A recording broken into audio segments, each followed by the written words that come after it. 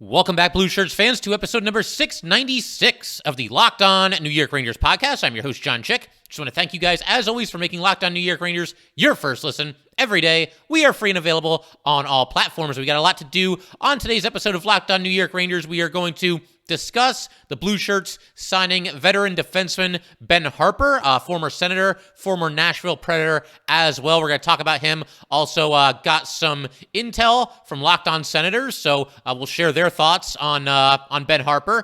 We're also going to preview the two Ranger games for this weekend. They will be at Dallas at 2 p.m. on Saturday. They will then be at Arizona at 8 p.m. on Sunday. So obviously, fingers crossed that the Rangers can bounce back and get the train back on the tracks here, going into these two matchups on a 4-game losing streak. We've also got a comment from Anthony. Anthony is a very loyal listener / viewer of Locked On New York Rangers, and shout out to Anthony for weighing in with a comment that he has about Chris Kreider. And the other thing that Anthony did was he actually sent me a package in the mail. I've got it right next to me here. I don't know what's in here, but we're going to open it up at the end of today's episode and find out together. And also, I got to share some pictures of the New York Rangers from Halloween, what I can only assume was a Halloween party. They are absolutely fantastic. They need to be seen to be believed. They are great. Anybody that's seen them, you guys know what I'm talking about, but just going to share that picture later because it's just an instant classic. But like I said, we'll go ahead, start today's episode by talking about the signing of 27-year-old defenseman Ben Harpur. For people that may not know a lot about him, I mean, I'm in that same group, actually, because he's obviously not a household name, not a superstar or anything like that. But to get to know him a little bit better, Ben Harpur goes 6'6", 231 pounds. He is a lefty shot. It's believed that he's going to be heading to the Hartford Wolfpack, and he'll just serve as organizational depth. And, part of the reason for this signing, I would imagine, is kind of to replace Jarred Tinordi. I mean, both of them are just monsters. They're just trees on skates, basically. And obviously Jarred Tinordi, when the Rangers placed him on waivers, he was, for some reason, claimed by the Chicago Blackhawks, and it sounds like he's actually been getting top 4 minutes there in Chicago. So good for Jarred Tinordi. It's good that he's, an NHL regular again, or at least it would appear to be. I haven't checked the Blackhawks' recent games, so I don't know that for sure. But Tinordi's gone, and it seems like Ben Harpur now is kind of in his place as kind of the organizational depth type player, and he'll be heading to the Hartford Wolfpack. And again, just for some background on Harpur, a former 4th-round pick by the Ottawa Senators back in 2013. Harpur has skated in 156 games in the NHL, has 1 goal, 14 assists. He is a minus 42 in that time. He's also blocked 164 shots, so basically a block shot per game, 254 hits. He's been credited with 35 takeaways and 126 giveaways, and he has averaged 16 minutes and 3 seconds of ice time. Most recently, this past season, he skated in 19 games with the Nashville Predators, had 1 assist, was a minus 10, averaged 13 minutes and 44 seconds of ice time. Last season, 21 block shots, 36 hits. And again, somebody that's not really a household name. I'd be lying if I came on here and said that I've broken down, hours upon hours of Ben Harpur footage, because I have not. But I reached out to both Locked On Senators and Locked On Predators. I did that, maybe just an hour before I started recording here, just to see if they have any thoughts on Ben Harpur, any intel that they can share. And did not hear back from Locked On Predators yet. I mean, they probably just haven't seen my message. Like I said, it wasn't that long ago. But I did hear back from Locked On Senators, and, Brandon and Ross, they do such a great job with their show. But this is what they had to say about Ben Harpur. Anybody watching on YouTube can see their comments, but anybody not watching on YouTube, I'll go ahead and just read it here for you.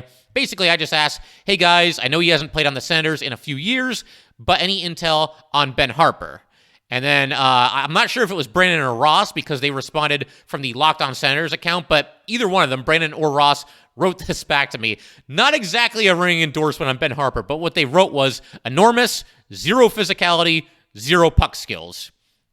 So, yeah, like I said, not a ringing endorsement. And they sent a GIF to go with it here, and anybody watching on YouTube can see the GIF. And yeah, that young man does not look too excited about Ben Harpur. Does not seem too enthusiastic about the prospects of Ben Harpur making a big impact on the New York Rangers. But I guess we'll see. Obviously, look, if it's just organizational depth, which is what it seems like it is, I think it's fine. If he's just somebody that's here to replace Jarred Tinordi as like the 8th defenseman in the pecking order, 9th defenseman even, that's fine as well. But I don't want to see Ben Harpur getting ice time. If nobody's hurt, if if he becomes the option over Zac Jones or even somebody like Matthew Robertson, that's not a good thing. I guess, so far this season, Gallant seems pretty content to let Zac Jones and Libor Hajek battle it out as far as who the sixth defenseman is going to be, and that is a situation that's still kind of ongoing.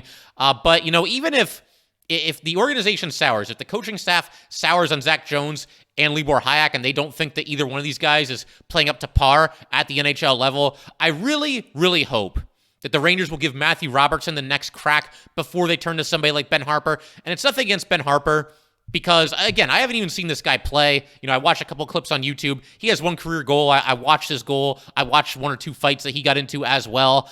But, 27 years old, he's kind of just becoming, he's only played for two teams, but it seems like he's going to become like a journeyman type player. I don't want him to get the next crack at it over somebody like Matthew Robertson. Matthew Robertson could be this year's Braden Schneider if you give him the chance. He plays a similar style, and of course, as Matthew Robertson and Braden Schneider were line mates or defense partners, as it was during their time together at the Hartford Wolfpack. So, yeah, I'm fine with this if it just is simply organizational depth. But if they're looking to make a change here and go with Ben Harpur over Zac Jones and or Matthew Robertson, I don't think that's a good thing. I just don't see what purpose that serves. It doesn't sound like this guy has ever really had any big-time success at the NHL level, and, there's a reason why he's only played 156 games since being drafted 9 years ago. So, yeah, it is what it is. I just hope that, once again, like I said, the Rangers will stay the course with Zac Jones. That's my top preference. I know he's kind of been up and down a little bit this year, but let him take his lumps. Let him, make a couple of rookie mistakes, and let him hopefully become the player that the Rangers believe that they have by the time that the playoffs roll around this season. And obviously, the Rangers have to make the playoffs first, and get out of this little rut that they're in right now. But I believe they will do both of those things. So we'll see how it goes moving forward. But yeah, my hope once again is that Ben Harpur is just here as organizational depth. They're not looking at him as being like, the sixth defenseman for the rest of the season and into the playoffs and everything like that. So, but we will see. I mentioned Matthew Robertson. One other thing that I should mention as it pertains to him, he is a -3 for the Wolfpack, despite having 4 assists in the Wolfpack's first 4 games this season. And the Wolfpack, by the way, 0-2-1-1. That's 2 regulation losses, 1 overtime loss, and 1 shootout loss as well. So, yeah, we'll keep our eye on the Wolfpack as we always do, and here's keeping our fingers crossed that the Rangers don't hit the panic button and insert Ben Harpur into Zac Jones' spot on the NHL roster. But we will keep this rolling in just a second. I want to turn our attention to these 2 weekend games that the Rangers are going to be playing against the Stars and Coyotes. We're going to take a look at those 2 matchups in just a second. But first, just got to let everybody know, today's episode of Locked On New York Rangers is brought to you by BetOnline.net. BetOnline.net is your number one source for betting football and the start of the new basketball season. Find all the latest player developments, team matchups, news, podcasts, and in-depth analysis on every game. And as always, BetOnline remains your continued source for all your sports wagering information with live betting and up-to-the-minute scores for every sport out there. The fastest and easiest way to check in on all your favorite games and events, including MLB, NHL, MMA, boxing, and golf. Head to the website today or use your mobile device to learn more. BetOnline, where the game starts. All right, we just want to thank you guys, as always, for making Locked On New York Rangers your first listen every day. We are free and available on all platforms, and we're going to keep everything rolling right along here. Take a look at these 2 games that the Rangers are going to play this weekend. Once again, at Dallas, Saturday at 2 p.m., at Arizona, Sunday at 8 p.m. And, if I have to take a guess at this, I would imagine that the Rangers are probably going to do what they always do, and that's not have Igor Shesterkin play both games of a back-to-back. I would imagine, given the fact that the Stars are in first place in the Central and the Coyotes are in dead last, I would imagine you'd go with your best goalie, that being Igor Shesterkin at Dallas. There's no reason really for Yaroslav Halak to be starting 2 straight games anyway, so I'd imagine you get Igor at Dallas and then Halak at Arizona. I'm still leaving the door cracked to the idea that perhaps Gerard Gallant will kind of buck the trend here and allow Igor Shesterkin to play both games of this back-to-back. I've talked about this in the past couple of episodes, so I'll keep it brief here.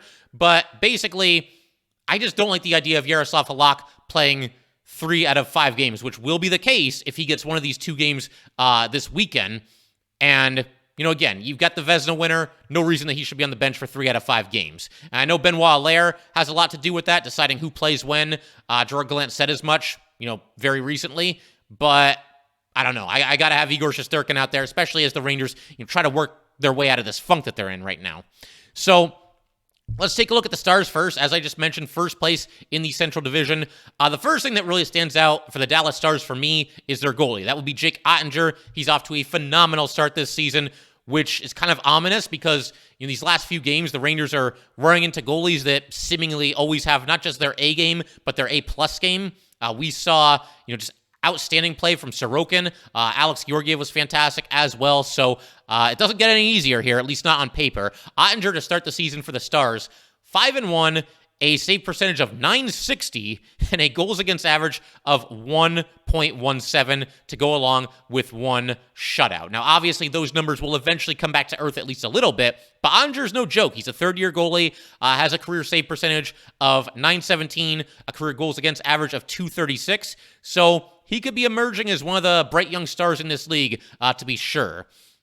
As far as, if you're clinging to the hope that maybe that could just be an off day for Oettinger, as far as, him possibly not playing, he's probably going to be between the pipes in this one because it was just earlier this week on Monday, Scott Wedgwood got a start for the Stars, and that was the Stars' third most recent game. And they don't have a back-to-back here, do the Stars against the Rangers, so there's no real reason for them not to go with Oettinger. I believe they will do that, and yeah, like I said, the Rangers are going to have their work cut out for them because Oettinger actually coming off of one of his best performances of the season. The Stars played the Capitals on Thursday, and they won 2-0, 20 save shutout for Oettinger. So an enormous test to be sure, but the Rangers, I think they'll rise to the challenge here. They're just due to play a really good game, and hopefully they can deal with somebody that's obviously been hot between the pipes for the Dallas Stars. As far as other players to watch out for when it comes to the Stars, Jason Robertson kind of leading the way here, 3 goals and 5 assists in the first 8 games of the season. You've also got Roope Hintz. He's got 2 goals and 6 assists.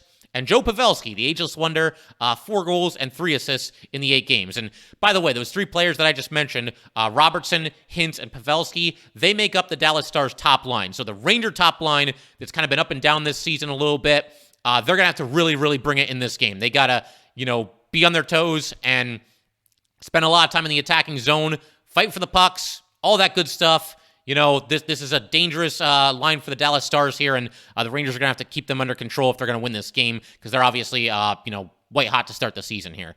As far as some other, top scores, you got Mason Marchment, 3 goals and 3 assists. Tyler Seguin, 2 goals and 4 assists. Jamie Benn, somebody that's, been a star for the Stars over these past couple of years for quite some time now, off to a slow start. My understanding is that certain Stars fans were starting to get a little bit upset with him.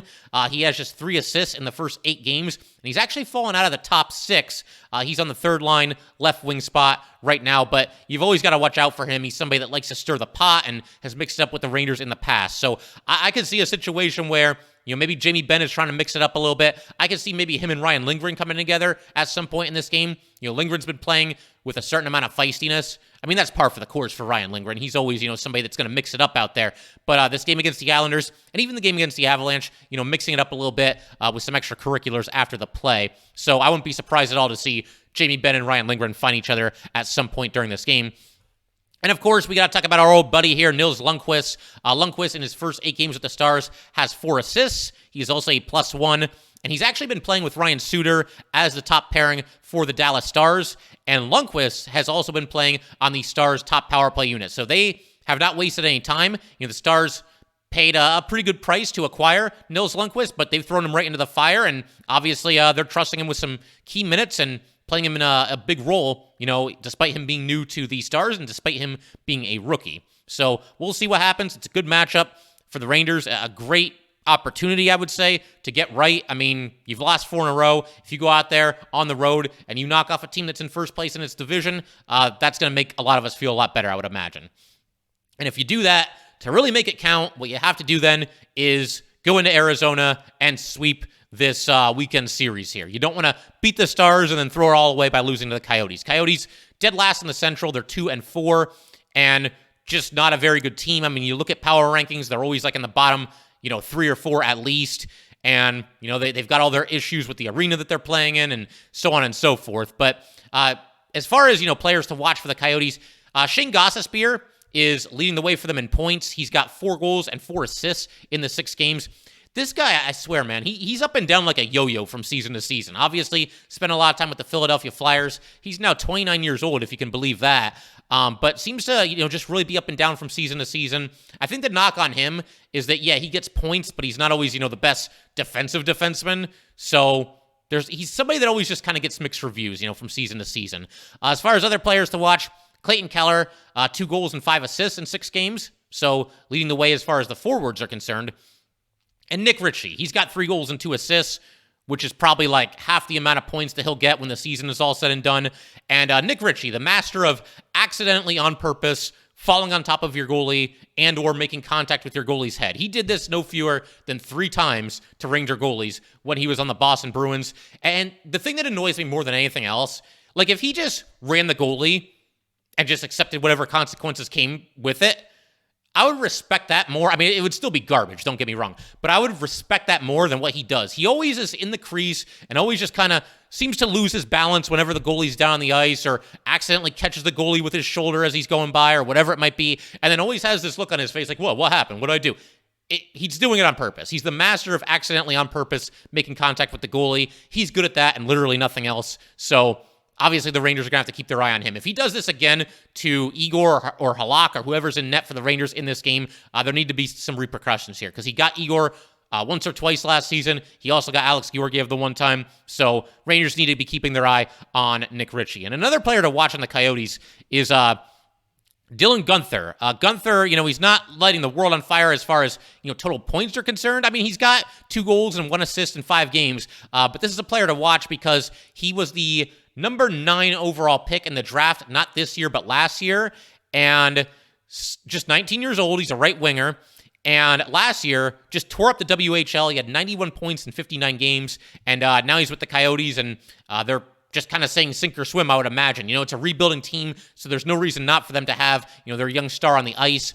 Right now, he's been playing on the 3rd line for them, but I would imagine in time he will eventually climb the ranks there. Exciting young player there for the Coyotes, a franchise that needs somebody like that, needs somebody that they can get excited about. And, I think Dylan Guenther certainly fits the description there. As far as the Coyotes themselves, most recently they defeated the Blue Jackets in Columbus on Tuesday. They won that game 6-3. The Coyotes going to be back in action at home against the Jets tonight, Friday night. And in their last 3 games combined, the Coyotes have allowed 15 goals. So averaging giving up 5 goals per night.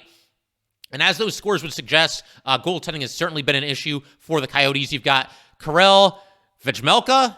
I hope that's close to the correct pronunciation, but he's 1-3 with a .477 goals against average and .877 save percentage. You've also got Connor Ingram, who is 1-1 with a .402 goals against average and an .871 save percentage. It's obviously a small sample size, but clearly goaltending has been an issue for this team. And the fact that the Rangers have been struggling to score goals recently, my hope is that they can, grind out a tough win against Dallas. Again, I'll say the same thing about Dallas that I did about the Avalanche. If the Rangers go in there and they beat the Dallas Stars in any fashion, it's a positive because Dallas has been really, really good to start the season. You're on the road.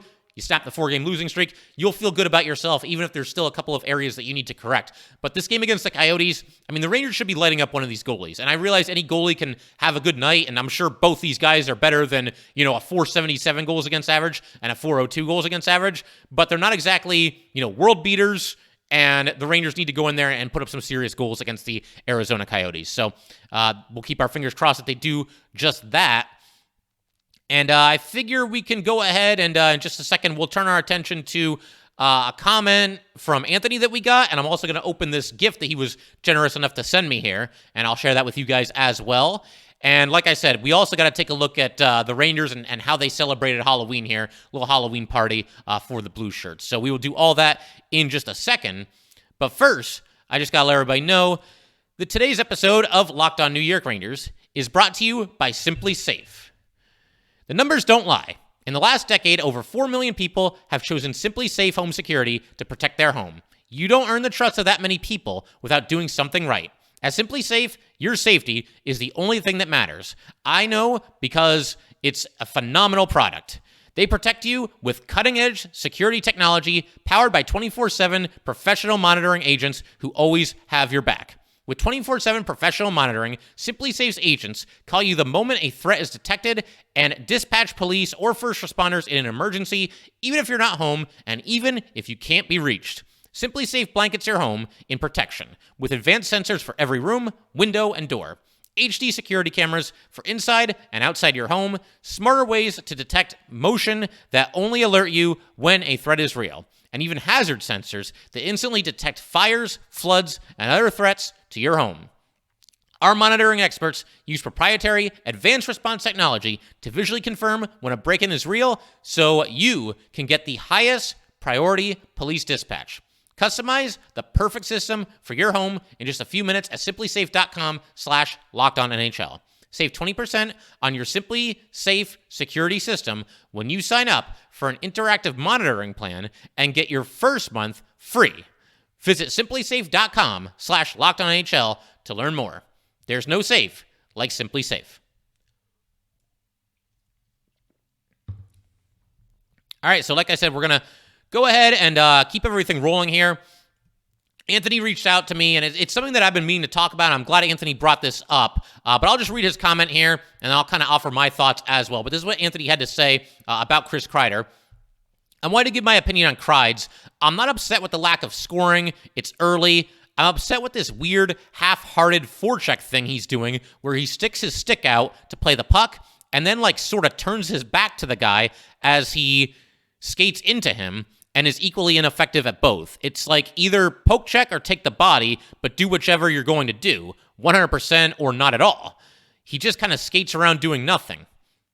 Yeah, I've noticed this too. Like, it's weird, like, when he's on the forecheck, he seems to, like everything starts okay. You know, he goes in kind of hard, but then, you know, he gets to his guy and he just kind of like presses him against the boards, but he's not really like fighting for the puck. He's not really paying attention to what's going on around him. It's really strange. I've noticed this a couple of times, and there was one time where I really called out Kreider and really the entire first line and the defensemen that were out there too.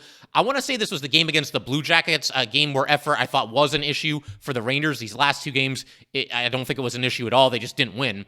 But yeah, they were in on, or they were rather in their own zone, and puck is along the boards, kind of in the corner. You know, it's moving up the boards, and Kreider's there, and he's against his guy, but he's not really doing anything. He's just kind of standing there like a statue. And, you know, Mika, that was the goal where he dropped his stick, and he had to go pick it up, and while he was picking up his stick, the Blue Jackets were scoring the goal. I think Keandre Miller was out there, too. It was not a banner shift for the Rangers, but I've noticed that, too, where Kreider just, I don't know what's going on. I mean, I don't know if it's a lack of effort or he's just not engaged in the play. I don't know what it is. But it's something that I definitely want to keep an eye on going forward here. That is for sure, because I have noticed that too. There's something weird going on with Chris Kreider when he's in on the forecheck. And to your point, Anthony, I would imagine that, yes, I think the scoring will come sooner or later for Chris Kreider. Like I said before, maybe this is part of it too. Maybe he's just frustrated, a little bit disheartened. I think there are times in the past where Chris Kreider can get down on himself. Maybe the lack of scoring and the amount of times that he's either hit the post or been robbed by the goalie or had some bad puck luck, maybe that's starting to weigh on him a little bit. But, I mean, you know, Chris is 31 years old now, I believe. He's a veteran of this league. He's got to hang in there and, you know, keep a positive mindset as one of the leaders on this team. And here's hoping that he does just that. I think he's got to break through sooner or later here as it pertains to the scoring. But great observation there, Anthony. I've kind of noticed that as well. And it's something that I'm definitely going to keep an eye on this weekend and certainly beyond. And speaking of Anthony, like I said, we got the package over here. He sent me a gift. I'm going to pull it out right now and see what we got here, and I'll share it with you guys.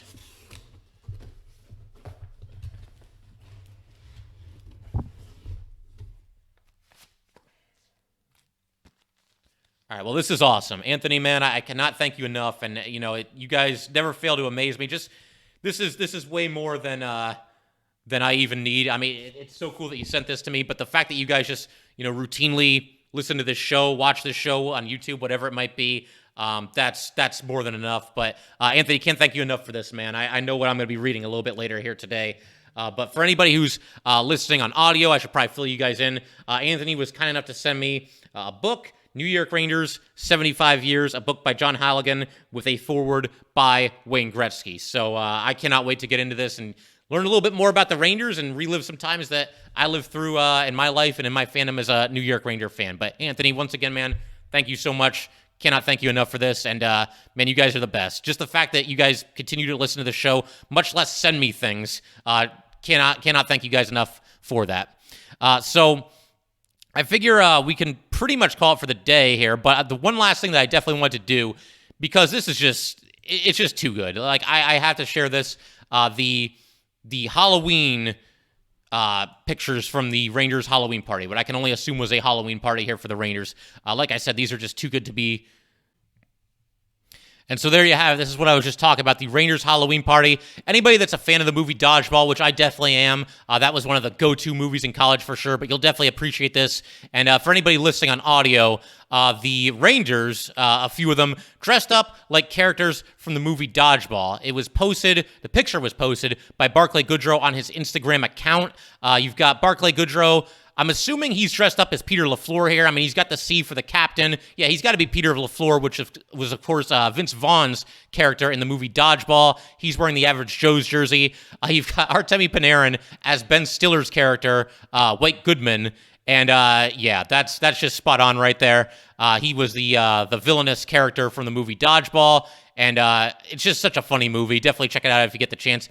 And then you've got Ryan Reeves dressed up as Michelle, which is basically Ben Stiller's right-hand man in the movie.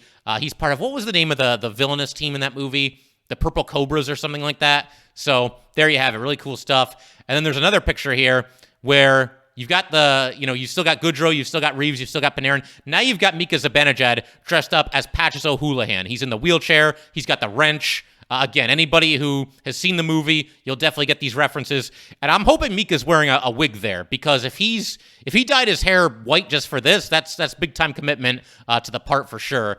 And then of course we got a video here as well. There's Mika Zibanejad as Patches O'Houlihan throwing a wrench at Barclay Goodrow as Peter LaFleur. So just fantastic stuff all around. And just good stuff. And for anybody that's going to see this and say, oh, man, they should put more effort into what they're doing on the ice than, their Halloween costumes, just relax, okay? It's okay for these guys to have a good time together. In fact, I was actually going to come on here and suggest that, they need some kind of a team thing, a team outing of some sort.